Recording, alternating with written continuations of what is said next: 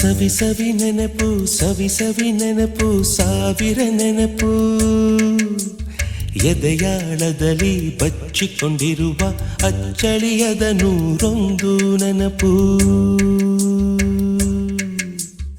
ಏನೋ ಒಂದು ತೊರೆದ ಹಾಗೆ ಯಾವುದೋ ಒಂದು ಪಡೆದ ಹಾಗೆ ಅಮ್ಮನ ಮಡಿಲ ಅಪ್ಪಿದ ಹಾಗೆ ಕಣ್ಣಂಚಲ್ಲಿ